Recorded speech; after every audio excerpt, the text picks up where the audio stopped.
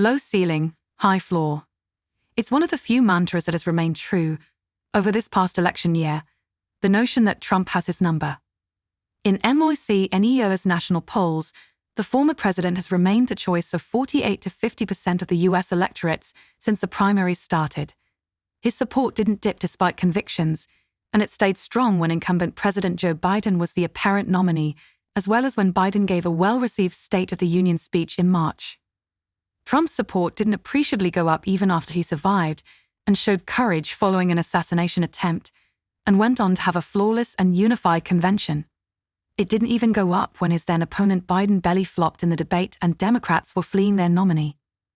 Trump's support stayed steady even when the Democrats quickly subbed in Vice President Kamala Harris to be their party's nominee, and much of the media was reporting that she had a great surge of momentum. Even then, Trump's support stayed solid in the range of 48 to 50%. All the most reputable polls, the ones that focus on using a random probability sample and live phone interviews, consistently showed Trump's support staying solid with almost half of the American electorate. Sometimes the polls have Harris in the lead, sometimes she may even be behind. But it's unlikely to matter. In both 2016 and 2020, while Trump may have lost the national popular vote, he did far better in the swing states. In 2016, even though he got only 46.1% of the popular vote, he still won the Electoral College and the presidency. In 2020, he got 46.9% of the national vote and came remarkably close in the Electoral College. I apologize in advance, but now I'm about to go deep in the weeds on this topic.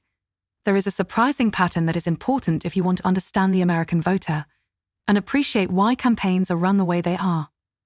Historically, Democrats dominate in the coastal cities. They do well among college-educated voters who are more likely to live in large cities and are advantaged among minority voters who are also more likely to live in large cities. As a result, the Democrats do especially well in large states like California and New York, whose electoral college votes are almost certainly going to go to Kamala Harris by wide margins.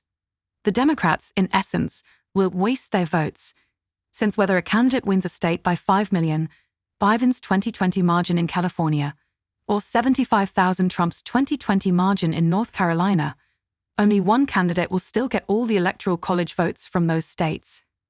Most people anticipate that this November, Trump will once again do better in the swing states than he does in the national popular vote. It's why people like me feel that even if he loses the popular vote by a margin of 52 to 48, he's got a solid chance to win the Electoral College and return to the White House. But hold a minute. There have been some weird findings from recent polls before Tuesday night's debate, both nationally and in key swing states.